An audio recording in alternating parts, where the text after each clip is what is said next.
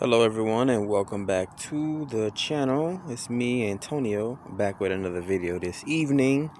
Hopefully everybody's doing good. Everybody's staying safe. It was Christmas Day about 15 minutes ago, so it's a little after midnight. Thought I'd come out and shoot some videos for you guys. Stay consistent with my message. Gonna be continuing my series on the 7 deadly sins this evening. Going to be talking about we already had one down. We already talked about lust and comparing lust to the sacral chakra. So this evening I wanted to talk to you guys about gluttony, and I tried to do some research on it. I couldn't really compare it to, I guess, it's only 7, I guess. So I had to, go off the top of my head and just compare gluttony to the root chakra. There's cats around me. I'm distracted. I got a house full of cats, a yard full of cats. It's just cats everywhere. It's a black cat right here.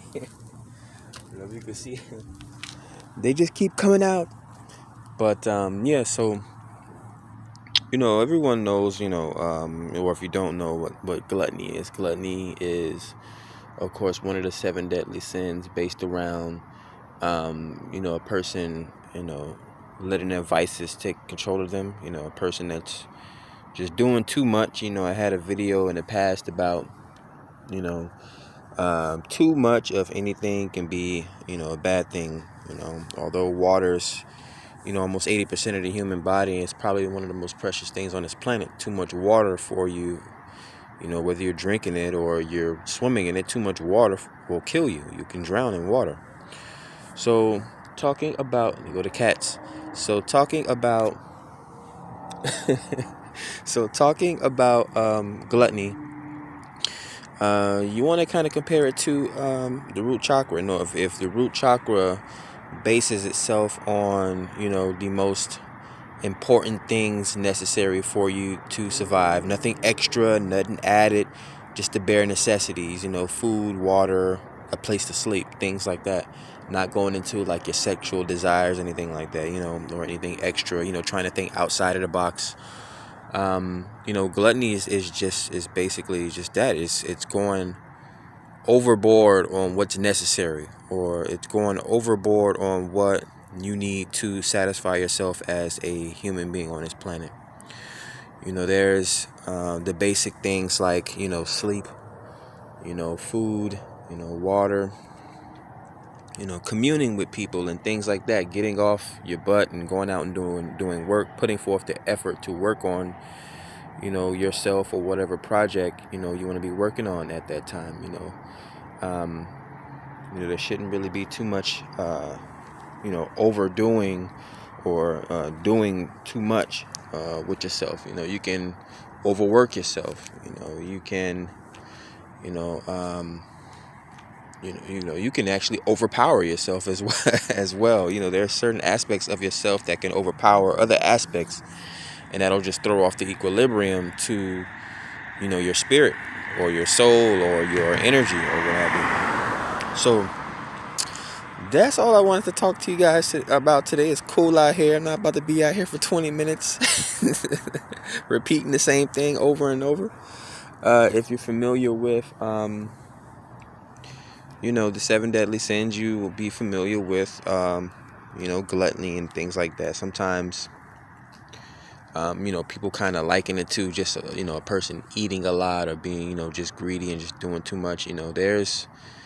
There's different ways we can split or talk about these negative vices that affect men. But just going off the top of my head, this the closest that's out of the 7 chakra networks. The root chakra was the closest thing that I can relate gluttony to. Again, the root is all about meeting the bare necessities to survive, and gluttony is overdoing it. You're doing too much. You're not just meeting the bare necessities or bare minimums of what it needs for a person or a human to survive. You're overdoing it. You're doing too much. So you definitely want to be mindful. You definitely want to bring awareness to the things that you're doing every day, the moves that you're making, the person that you are becoming. You can be a shining star in one area of your life, and you can be a fallen sun in another area of your life. It's always about, like I said, being well-rounded. You have to experience both good and bad things in this life to be a well-rounded person. That's the only way you're going to be able to learn and experience and grow and figure yourself out and figure out the things you want to do. So there's always going to be introspection and planning involved in mostly everything you do. Watch the steps that you take. Again, if you have an entire football field full of grass, a clean football field, and you can see the one pile of dog crap in the football field, why are you not avoiding that one pile of a mess when you have a whole entire football field? People will just walk right into a mess. It's better to learn, mistakes outside of yourself. I always, I had a great deal of lessons that I had to learn myself, but there's always people around me. There's a reason why you have a grandfather or a grandmother that's 50, 60 years older than you. That's you in the future or you in the past, however you want to look at it. So as above, so below. There's always going to be a right and a left, but these are experiences from your own bloodline that you're able to draw experiences from. You'll be able to draw conclusions from. You'll always have to walk your own walk or your own path, your very own yellow brick road in life. But these are people like your friends, families, especially the older generation, people that came before us. We can improve upon their ideas. But these are lifetimes of experiences that we can draw from to help us, what did he say? What did Noah say? Be fruitful and prosper or something like that. I'm probably getting it mixed up with some type of Star Trek reference or something like that, But yeah, just practice temperance, the original meaning of the word gluttony comes from, Italy words, moderatio, which I think is actually two words, moderate and ratio. So you look up those two definitions. I got cats running back and forth. I can't think of all this stuff at one time. But yeah, that's basically what it is. It's, you ratio, or moderate. And so, with, practicing self-discipline and, watching out for gluttony, and when you're overdoing things, that's, basically what you want to pay attention to. But yeah, the moon's out tonight. I'm out stargazing and moon gazing and doing more research as always. The life of a scribe is forever a boring one when never done. But yeah, this is my tool, man. I was always distracted from writing on paper and things like that, but we're in the future. We're about to go, well, we're already stepping into the age of Aquarius. 2020 was a long year. Everyone's grounding was tested. We're going into the year 2021, so you add those numbers, you get 5. 5 is a number of change. 5 is a number of freedom. Me, myself, I happen to be a life path number 5, so this would be an interesting year coming up for me. I've already went through a whole year of spiritual expansion and changes and things blowing up all over the place, left and right, literally.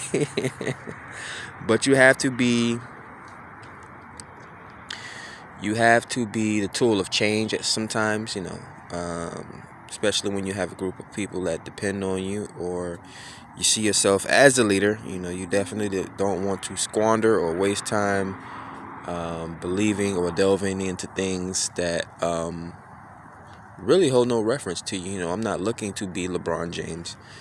I'm looking to absorb as much knowledge as I can and disseminate it amongst the people so that the people can continue to move the culture forward.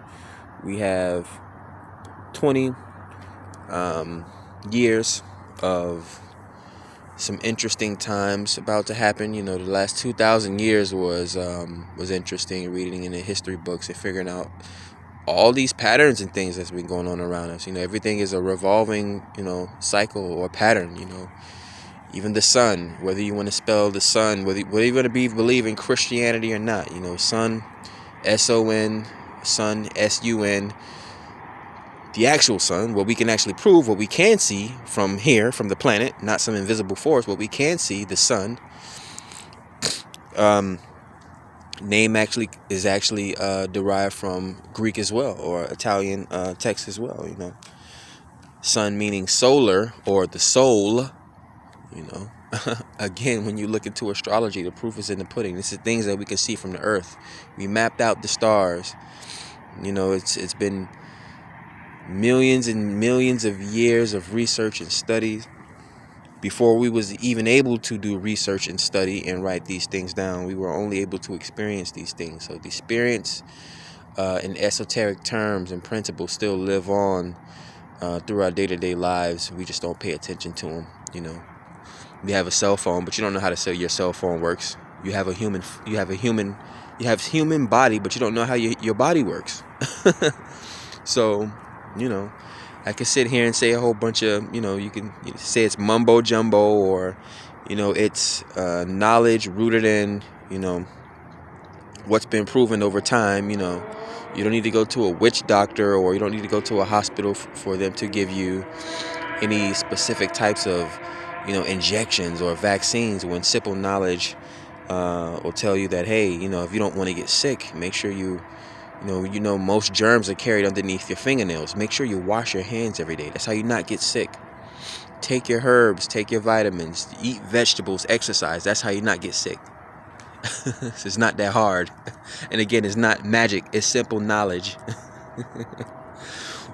A lot of messages, again, are heading to you in images and number coding. So just make sure you keep an eye out and pay attention. I'm going to go in the house and close out this video on 7 deadly sins. Practice temperance when it comes to gluttony. Don't overdo it. We'll continue with the next video and see where we take it from here. But you guys be safe. Have a good one.